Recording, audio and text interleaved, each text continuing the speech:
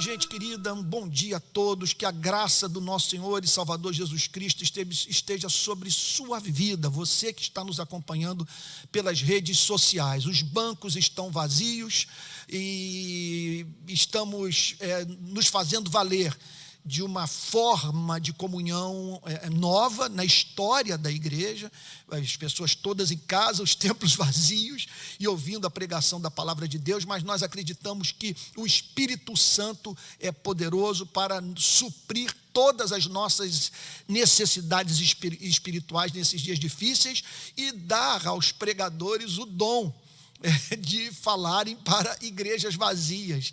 Eu confesso a vocês que eu estou me adaptando. Olha que eu lido com câmeras há muitos anos, com um programa de televisão, as manifestações do Rio de Paz, muitas entrevistas e tal. Eu sou um frequentador assíduo das redes sociais, mas a ideia de que eu estou agora online num culto é alguma coisa assim, eu não sei se você está percebendo, eu estou com uma dificuldade assim, adicional de expressão, porque eu fico imaginando a minha igreja querida, reunida, as pessoas em casa, eu fico imaginando as famílias, os presbíteros, o Marcelo com a Simone e seus filhos, o presbítero Tony, meu querido amigo com a Kátia, presumo que os filhos também e o genro estejam dentro de casa, e tantos outros irmãos aí que estão a me ouvir e na expectativa de receberem aquele alimento que recebem dominicalmente na igreja. Eu só posso me lançar na misericórdia de Deus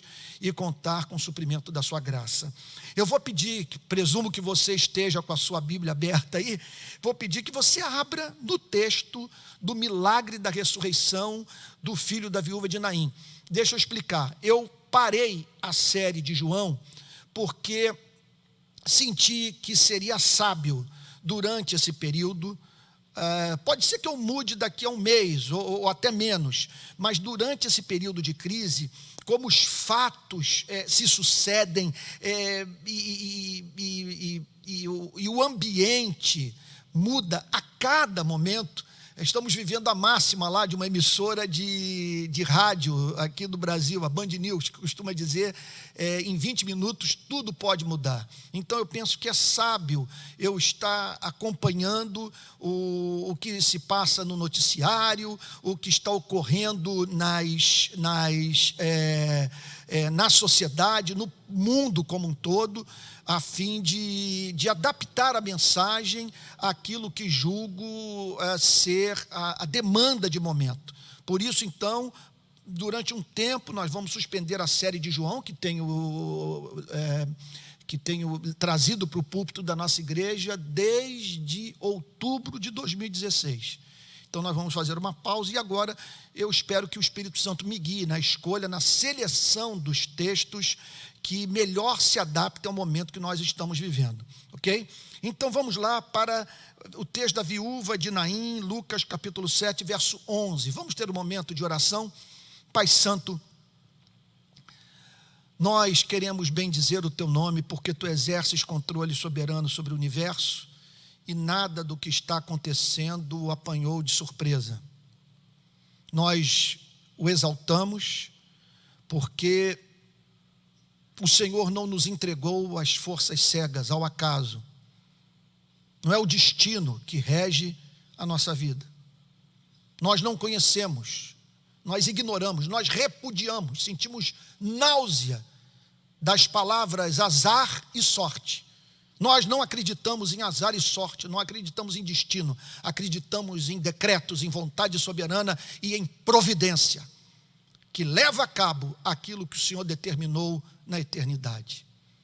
Senhor querido, por isso nós louvamos o Teu nome, porque Tu conheces as Suas ovelhas pelo nome.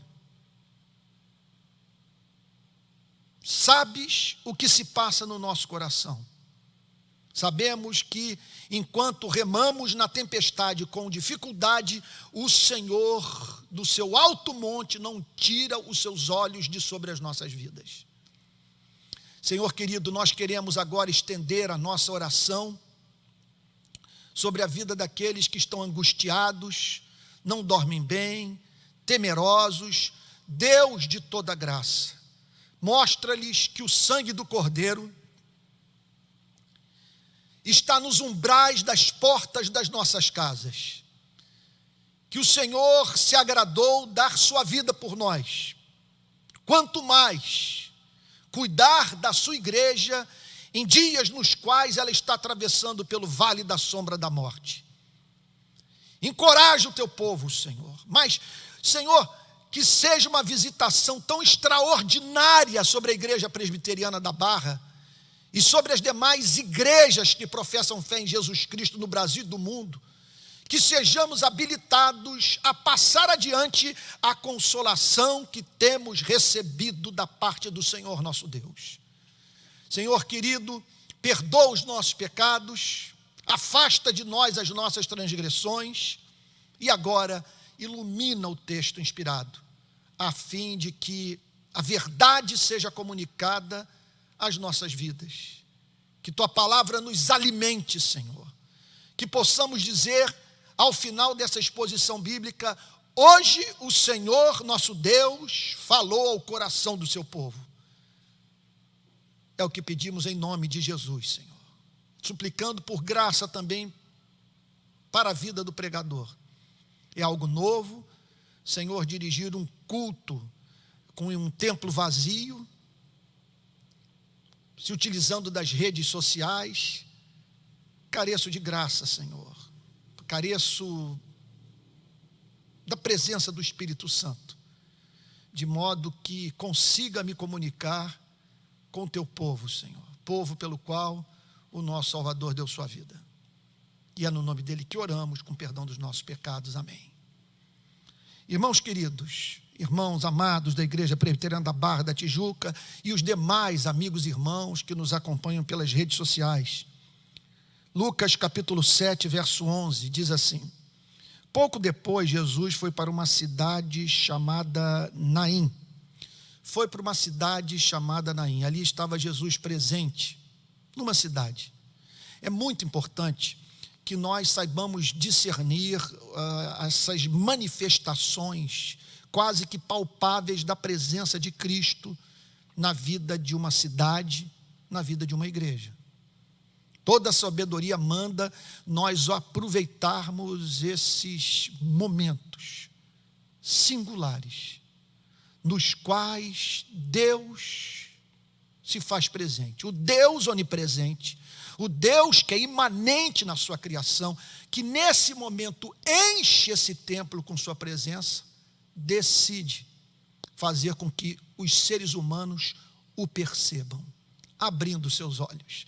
E lá estava o Senhor Jesus na cidade de Naim. Ó, meus amados irmãos, que aprendamos as lições desses dias, dias que estamos privados da comunhão uns com os outros, naquilo que nós costumamos chamar de casa do Senhor.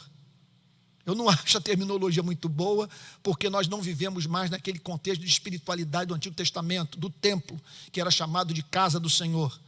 Hoje nós consideramos um lugar como esse, como uma edificação que nós escolhemos para cultuarmos o Deus que Jesus Cristo nos ensinou a amar. Mas nesses dias, privados de estarmos aqui no que costumamos chamar de casa do Senhor, nós somos levados a considerar o fato do quanto precisamos tratar com apreço, com zelo, com gratidão consequente a oportunidade que Deus nos dá de estarmos juntos num templo, a fim de adorarmos Jesus Cristo. Que nunca mais nos esqueçamos do que tem representado para nós estarmos privados dessa presença gloriosa de Deus no nosso culto, das manifestações do seu Espírito e de algo que esse tipo de comunicação que nós estamos estabelecendo agora não nos permite ter, que é aquela interação entre o pastor e a igreja, que é aquele impacto que é produzido pela chegada de alguém que não conhece a Jesus Cristo e que vê os cristãos o adorando espírito e verdade. Essa é uma glória que essa é uma glória que costuma estar presente na vida de igrejas nas quais verdadeiramente a palavra de Deus é pregada. Então o texto diz: e os seus discípulos e numerosa multidão iam com ele. Os discípulos e numerosa multidão. Observem, os discípulos e numerosa multidão. A Bíblia não diz que todos os que compunham essa numerosa multidão professavam fé no Deus de Israel. Observe, portanto, que nessa passagem nós observamos, de uma forma um pouco mais obscura, o que está claro em outros textos da Bíblia, que cristãos e não cristãos podem passar pelas mesmas tribulações. Olhe lá para o mundo antigo, período de Jacó, de José no Egito, uma fome veio sobre o mundo antigo e atingiu o povo da aliança e atingiu as nações gentílicas. A Bíblia nos apresenta, por exemplo, Ágabo profetizando uma fome que veio nos dias da igreja primitiva, que atingiu cristãos e não cristãos. Nós temos o relato de Atos, capítulos 27 e 28, do apóstolo Paulo, numa viagem de barco altissimamente penosa, passando por tempestades que atingiram a todos. Então observem que não há nenhuma promessa bíblica no sentido de, num mundo caído como esse, tragédias ocorrerem, de modo que Deus faça uma seleção, separando os cristãos dos não cristãos, de modo que o povo da aliança não passe pelos mesmos sofrimentos, pelas mesmas angústias. Nós passamos. Agora, há uma diferença. Nós temos a palavra, nós temos o Espírito Santo, nós temos a direção da graça de Deus, nós temos a incalculável consolação que advém da compreensão da doutrina da providência divina. Esse doce e libertador conhecimento. E nós temos essa operação do Espírito, mediante a qual uma tribulação como essa não vem para nos derrubar, para nos tornar piores, para nos amargurar, para roubar de nós o ser. Pelo contrário, como ela é mediada pelo Espírito Santo, essa tribulação tão somente serve para nós sermos santificados e tornarmos-nos mais parecidos com Jesus, de modo que eu estou ansioso pelo retorno dos nossos cultos de adoração.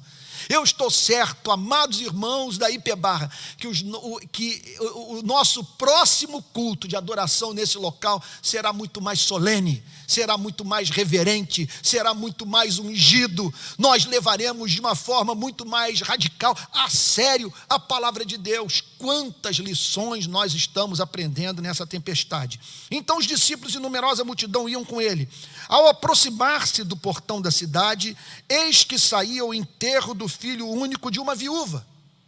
Esse que é o ponto. Essa é a questão central com a qual nós cristãos nos deparamos. É um problema do cristianismo. O enterro de um filho único de uma viúva é um problema intelectual a ser resolvido pelos cristãos.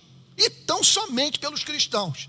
Porque quem não tem o universo como criado por um Deus infinito pessoal, não tem que esperar viver num planeta no qual mães não enterrem seus filhos.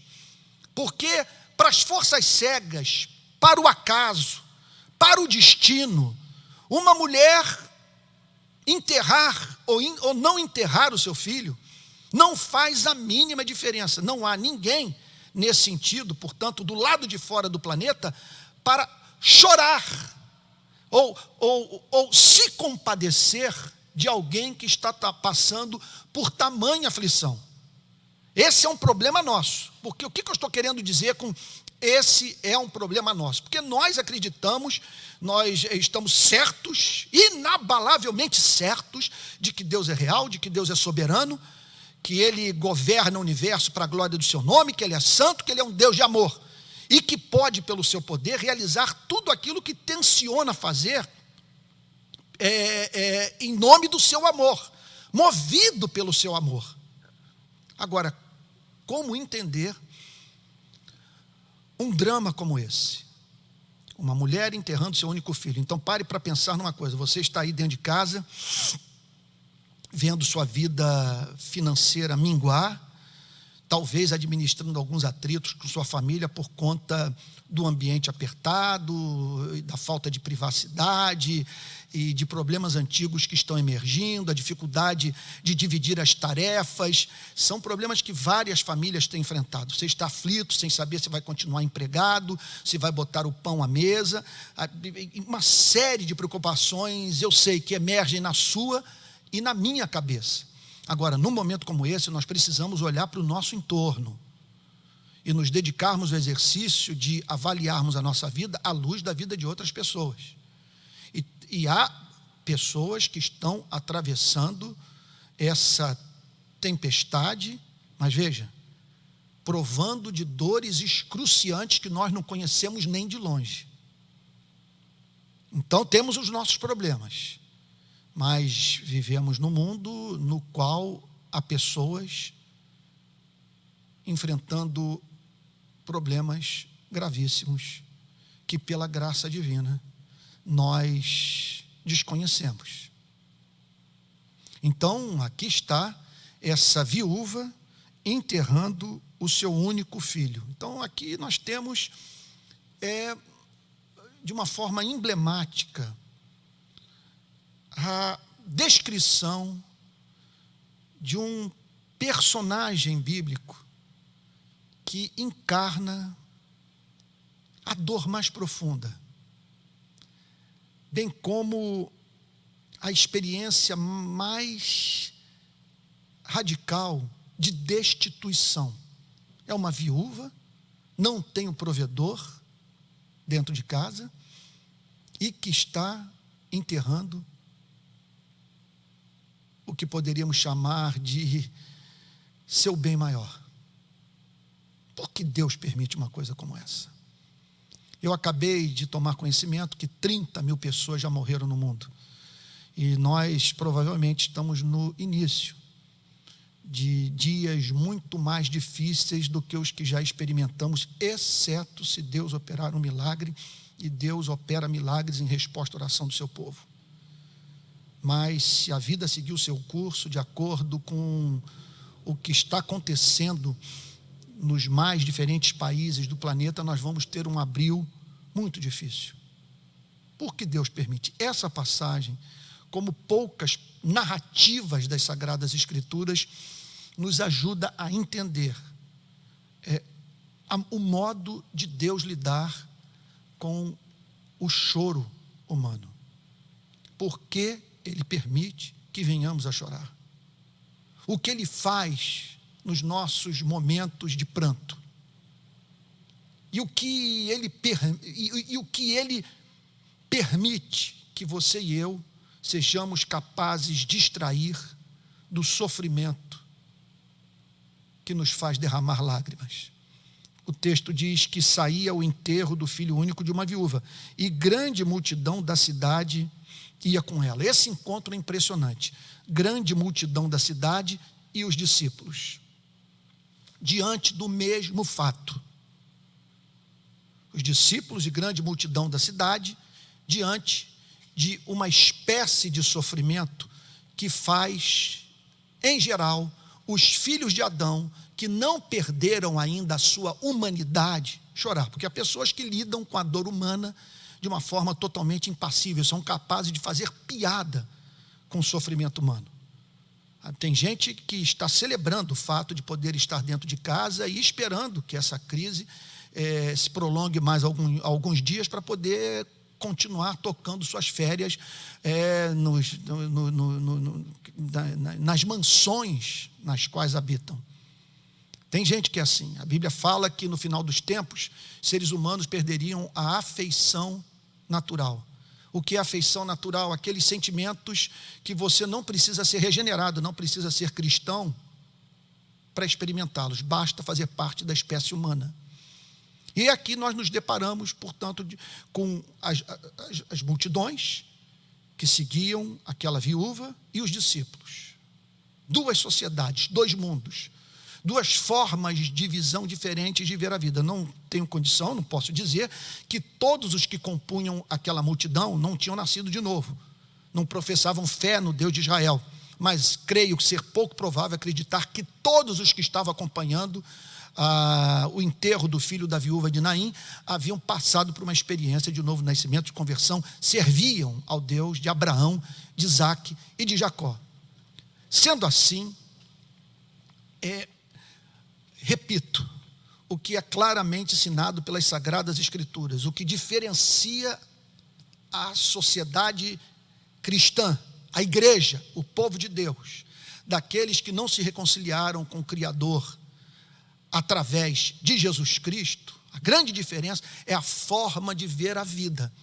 Os fatos são os mesmos, e lágrimas são igualmente derramadas. Contudo, as interpretações dos fatos divergem. Eu tenho acompanhado nesses dias o noticiário de alguns dos principais jornais do mundo. E eu não sei se foi no Le Figaro ou no Le Monde, vem uma entrevista com um filósofo que trata da seguinte questão: como que a filosofia pode ajudar os seres humanos num contexto de pandemia que atinge a saúde do planeta inteiro. E eu fiquei pensando,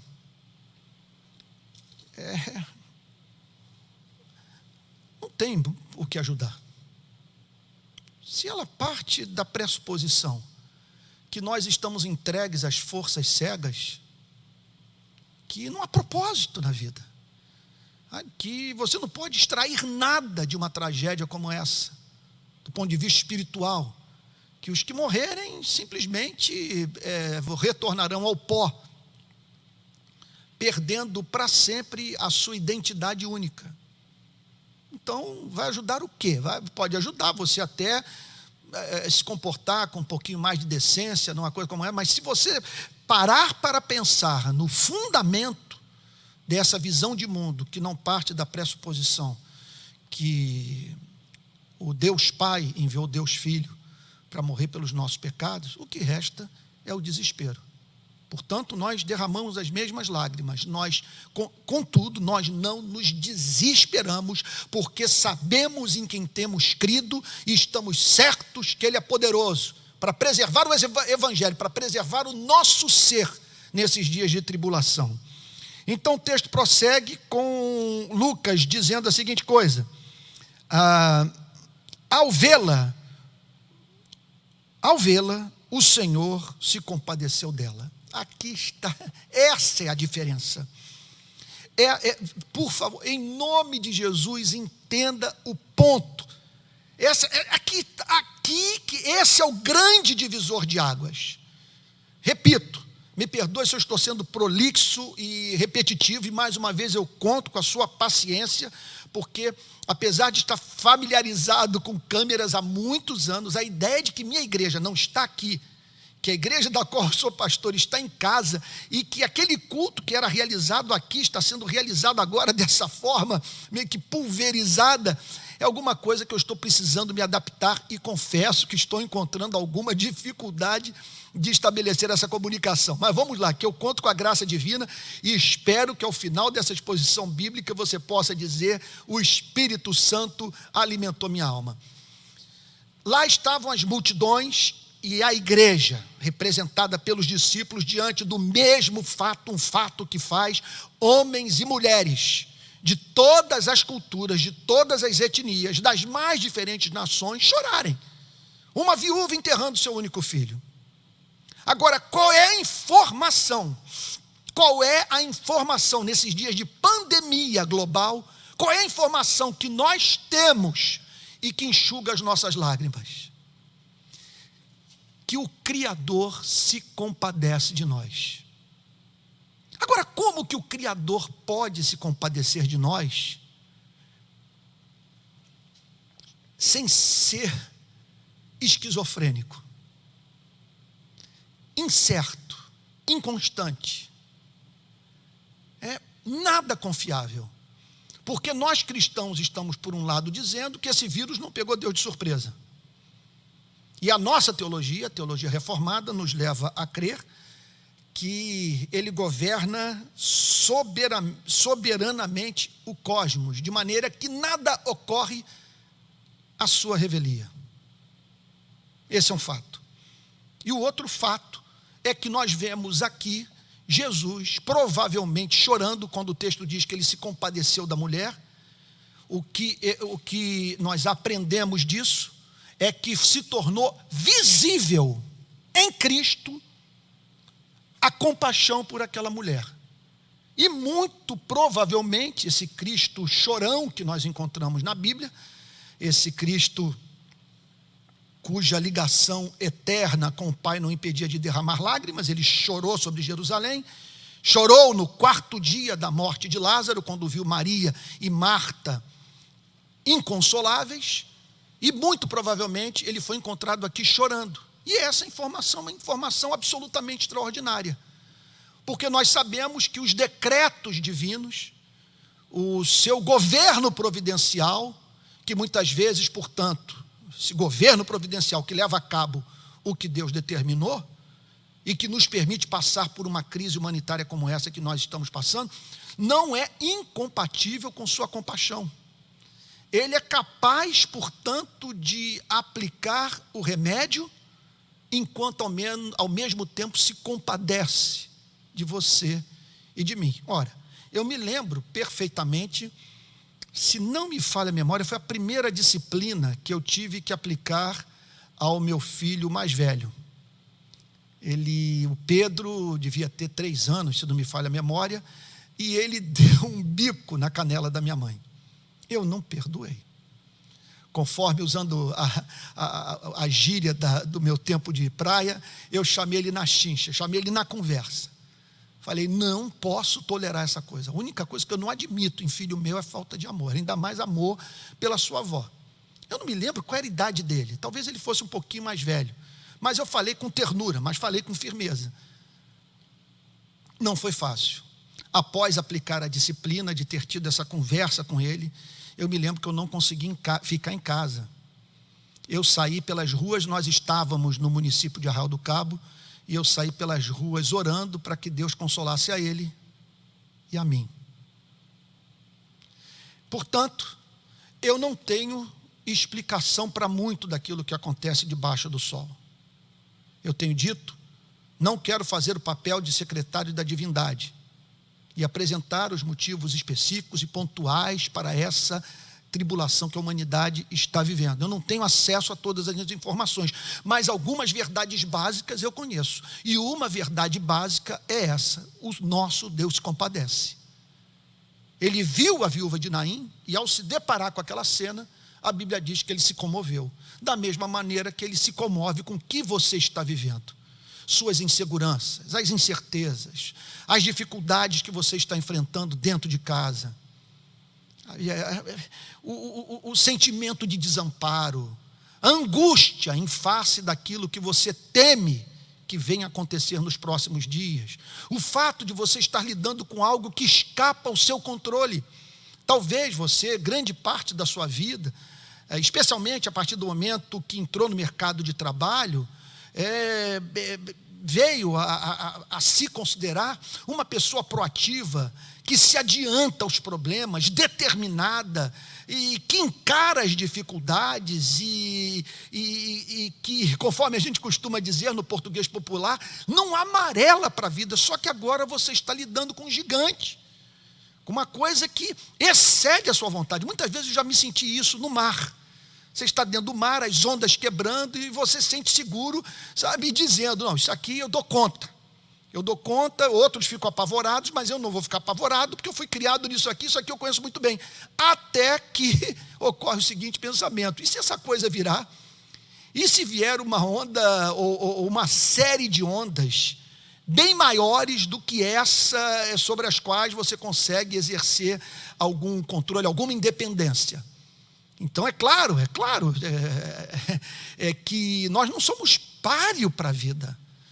Então, e hoje, talvez você esteja vivenciando essa lição. Você está se sentindo impotente diante dos seus filhos, diante da sua mulher, diante do seu marido, diante do seu cônjuge. Você está perante algo que escapa o seu controle. Perguntas estão sendo feitas para as quais você não tem resposta. Aflito de ter um idoso na família, de ter uma pessoa na faixa dos 80 anos, a mãe, o pai, um tio querido, um avô precioso, e o receio de vir a perdê-los. O que eu tenho para lhe dizer é que Deus sabe, que Deus se compadece, que Ele experimenta na pessoa do seu filho dores empáticas por você e por mim. É isso que o texto está dizendo, que Ele se compadeceu dela. Agora, vamos parar para pensar na seguinte questão.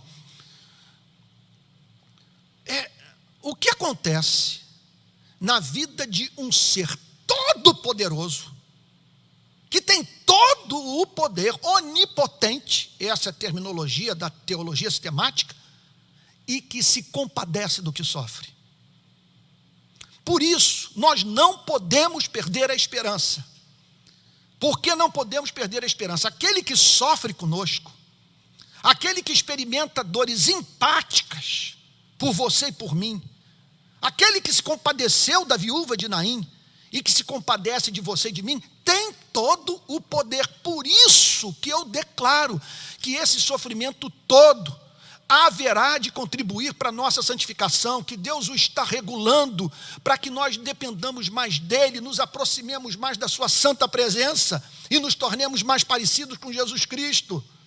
Por isso que eu digo que esse vírus tem prazo de validade. Daqui a pouco o leão da tribo de Judá vai rugir, e nós vamos sair das nossas casas louvando, exaltando Deus Todo-Poderoso, Criador dos céus e da terra. E enquanto esse dia não chega, Ele vai nos encontrar nos nossos postos, vai nos encontrar pela sua graça firmes, porque nós estamos cercados de pessoas em desespero, pessoas que estão correndo o risco de não terem um pão na sua mesa, pessoas aflitas, pessoas enlutadas, pessoas enfermas, e que precisam de uma igreja que creia nesse Cristo compassivo e que do seu povo cuida. E se Ele cuida de você, e se Ele cuida de mim, eu sou livre para cuidar do próximo. Louvado e exaltado seja o seu nome.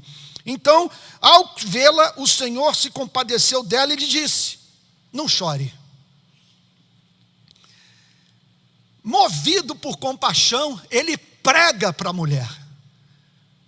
Por isso, nós devemos esperar nesses dias de trevas no planeta uma ampla, santa, inconfundível, gloriosa comunicação da verdade feita pelo Espírito Santo ao seu e ao meu coração, à sua e à minha mente. Porque o texto diz que o Cristo, detentor de todo poder, o Filho de Deus, a raiz de Davi, o leão da tribo de Judá, foi encontrado chorando. Você imagine, portanto, o que esse coração compadecido é capaz de fazer por meio do poder daquele que mais nos ama no cosmos. É alguma coisa impressionante.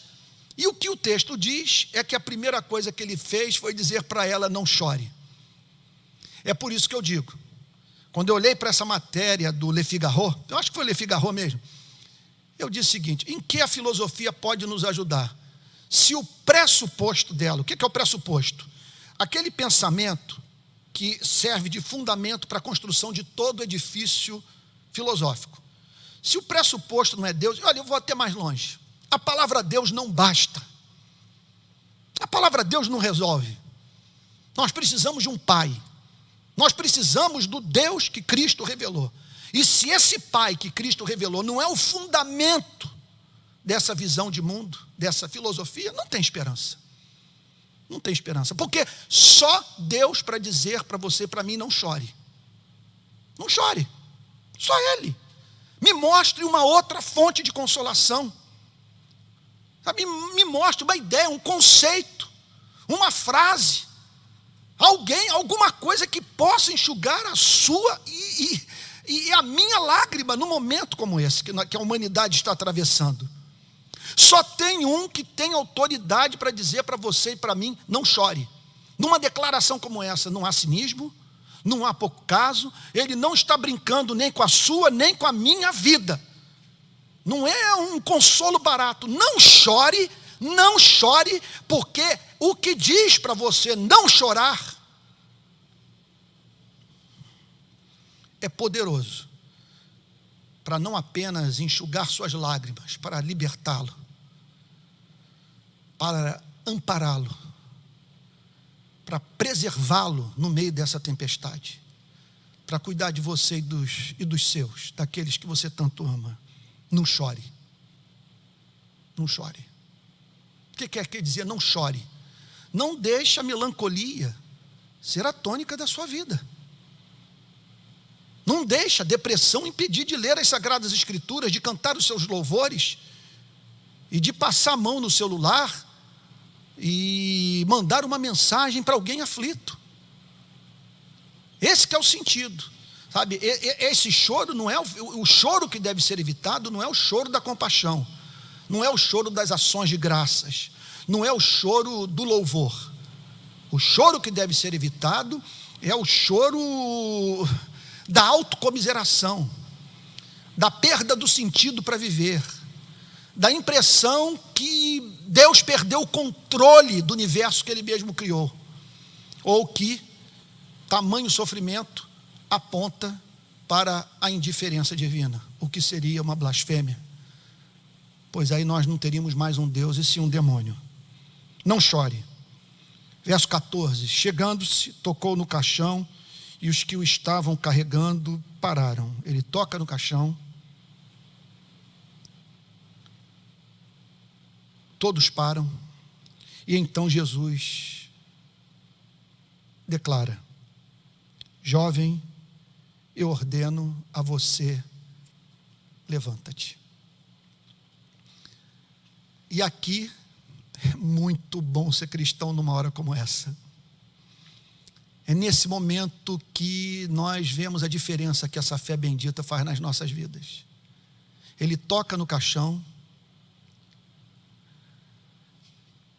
e vira-se para o menino morto e diz: jovem, eu mando, eu ordeno, levanta-te. Por que as coisas são assim? Porque nós encontramos um milagre como esse nas Sagradas Escrituras. Nós encontramos um milagre como esse nas Sagradas Escrituras por alguns motivos. Eu teria até dificuldade de enumerá-los todos. Nós encontramos um milagre como esse nas Sagradas Escrituras porque Deus quer que você e eu saibamos que Ele é confiável, que Ele exerce, repito, controle soberano sobre sua criação.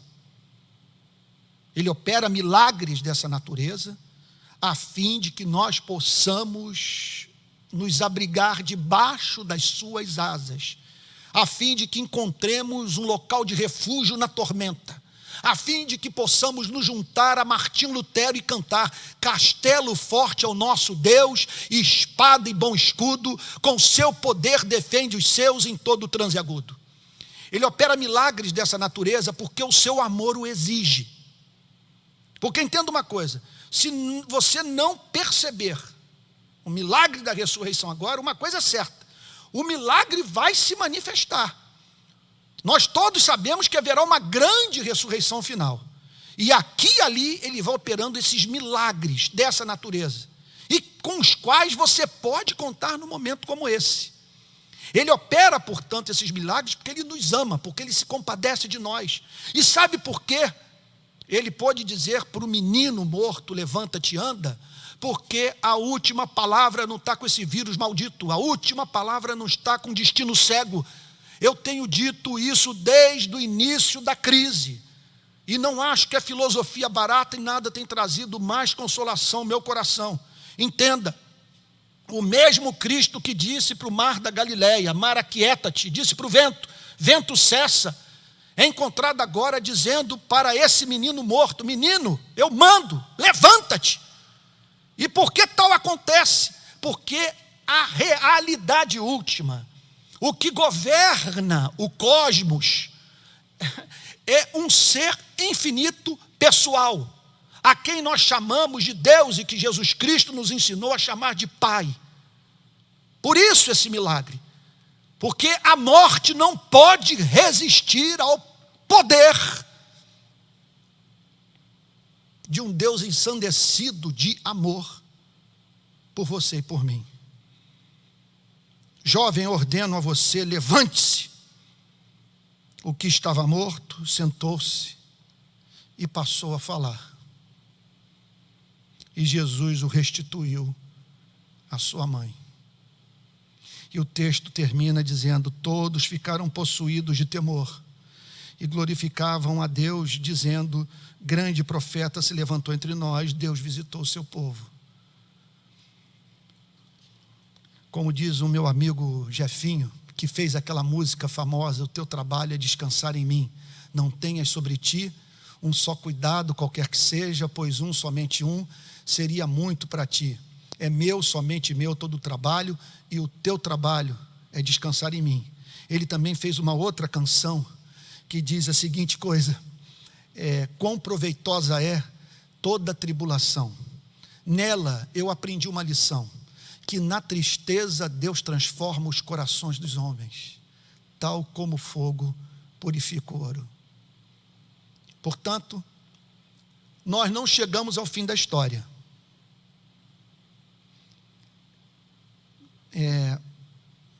Passar um veredito, dizer que tudo que está acontecendo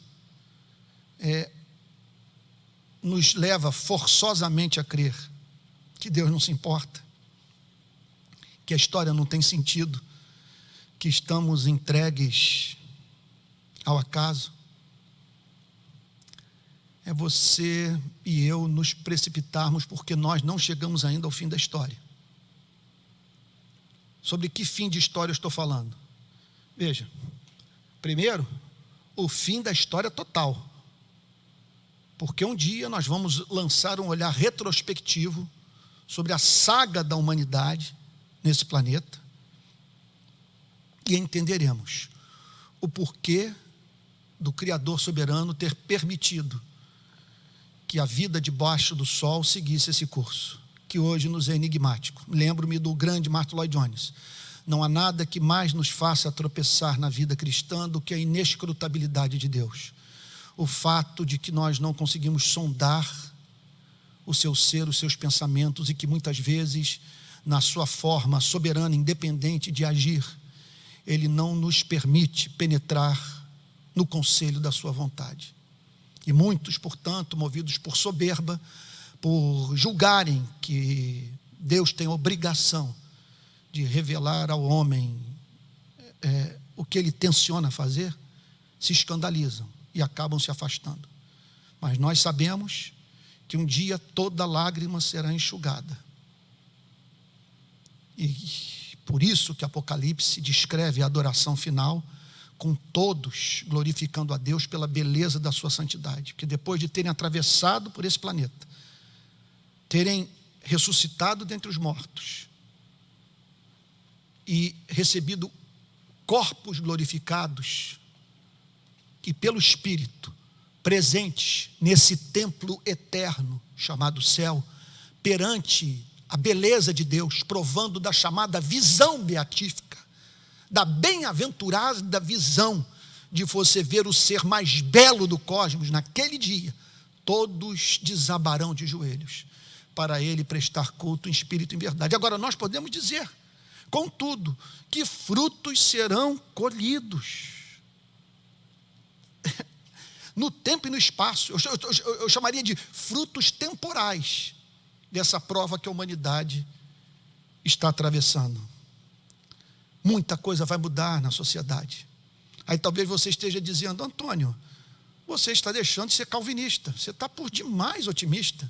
O que o leva a crer que as coisas vão melhorar? Ora, nós temos relatos na história da humanidade de como que tribulações pelas quais a humanidade passou aproximaram as pessoas de Deus, fizeram com que elas se arrependessem dos seus pecados e a própria vida em sociedade melhorasse, se tornasse mais justa, mais fraterna, mais solidária. Olha para os efeitos da Segunda Guerra Mundial. Nós nunca vimos tanta prosperidade E nunca vimos tamanho nível de harmonia social como nós encontramos depois da Segunda Guerra Mundial. É bem verdade que isso não chegou na África. Em alguns países nós observamos desigualdades dentro das suas próprias fronteiras. Contudo, se voltarmos na história da humanidade, era inconcebível você viver no mundo sem escravidão. Era inconcebível viver no mundo sem um rei que incorporasse os três poderes, o legislativo, o executivo e o judiciário. Você imagina você viver num mundo como esse, em que uma pessoa é a lei, é o que julga, é o que determina matar, é o que escolhe se haverá guerra ou se as pessoas permanecerão em casa. É uma loucura. Quanto a escravidão ter mudado, o combate ao racismo, a emancipação da mulher, houve várias vitórias, o que leva os amigos pós-milenistas a dizerem: veja como que as coisas estão melhorando, estão avançando, o milênio se aproxima. Eu gostaria de ser tão otimista assim, sabe? Mas eu não estou certo que as coisas acontecerão dessa forma, mas avanços podem ocorrer. Eu me lembro, por exemplo, de histórias de pensadores, de teólogos, que mudaram sua concepção romântica sobre o homem por causa das duas guerras mundiais. Se você encontrá-los no século XIX, você os verá dizendo, ao início do século XX, dizendo que o homem é bom por natureza, sabe? Que o meio, tão somente o meio que o corrompe, sem perguntarem jamais, mas quem cria o meio? E esses homens testemunham de como que as duas guerras fizeram com que eles perdessem de vez, para todo sempre, de modo irrecuperável, essa visão romântica do ser humano, e passassem, portanto, a levar a sério a antropologia bíblica, que diz que o homem é criado à imagem e semelhança de Deus e que é um ser caído. Então, frutos serão colhidos, não tenho a mínima dúvida. Nós já estamos travando debates aí que vão fazer com que vivamos num mundo mais justo. Eu estou certo que esse vírus vai salvar mais vidas do que ele é capaz de matar. Nós estamos revendo muitos dos nossos valores, isso é de importância fundamental. Então, aguardemos. Deus reina, e eu aguardo você nesse local um dia. Nós vamos estar aqui, e eu tenho para mim que os nossos cultos serão muito diferentes. Eu estou aguardando nesses dias batismo com o Espírito Santo, porque, como promete o profeta e profecia que é reeditada pelo Novo Testamento, olha que coisa linda, quando o apóstolo Pedro diz: e acontecerá nos últimos dias, diz Deus, que derramarei o meu espírito sobre toda a humanidade.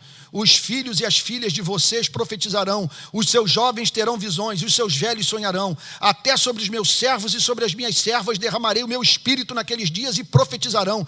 Mostrarei prodígios em cima no céu e sinais embaixo na terra, sangue, fogo e nuvens de fumaça. O sol se transformará em trevas e a lua em sangue, antes que venha o grande e glorioso dia do Senhor. E acontecerá que todo aquele que invocar o nome do Senhor será salvo. Portanto, é uma descrição apocalíptica, uma descrição deste século, das lutas pelas quais a igreja passa nesse planeta, mas com a promessa que o Espírito Santo será derramado, e nós vamos ver a glória, vamos profetizar, vamos exaltar a verdade que está sob a custódia da igreja e que nos foi revelada pelo Espírito Santo. Portanto, meu irmão, minha irmã, preciosos amigos da Igreja Presbiteriana da Barra e aqueles que são de outras igrejas e que estão me acompanhando aqui pelo meu canal de YouTube, fiquem firmes, não chorem, permaneçam nos seus postos. Eu gosto, de certa forma, dessa linguagem militar nas Sagradas Escrituras. A metáfora do hospital, ela me deixa assim, desconfortável, porque dá a impressão de uma igreja que está se arrastando pelo mundo, todos estão doentes e que a igreja é um eterno hospital.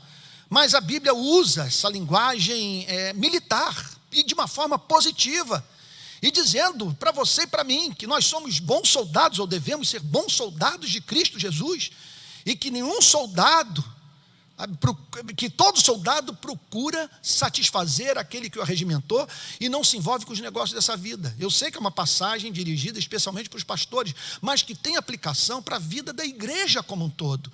Então fique no seu posto, aguarde a direção desse general santo vitorioso nas batalhas, porque estamos passando por um momento de tribulação, mas que pode representar para a vida da igreja a oportunidade de escrever uma das páginas mais lindas da sua história, e assim o será em nome de Jesus. Vamos orar? Pai Santo, em nome de Jesus, eu peço a Ti que Tu apliques com grande poder a Tua verdade no coração da igreja. Que as lágrimas sejam enxugadas, os corações consolados e as mentes abertas para o Evangelho. Visita agora, Senhor, esse quarto, essa sala, Senhor, onde casais estão reunidos, na presença de filhos ou não. Senhor, visita o Teu povo nesse momento. Enche esses ambientes da Sua glória. Dá com que todos tenham um domingo bem-aventurado, em condição de poder dizer: aquele que habita no esconderijo do Altíssimo, a sombra do Onipotente descansará. Traz paz ao Teu povo, sobriedade, discernimento e mostra-nos o que Tu esperas de nós, Senhor.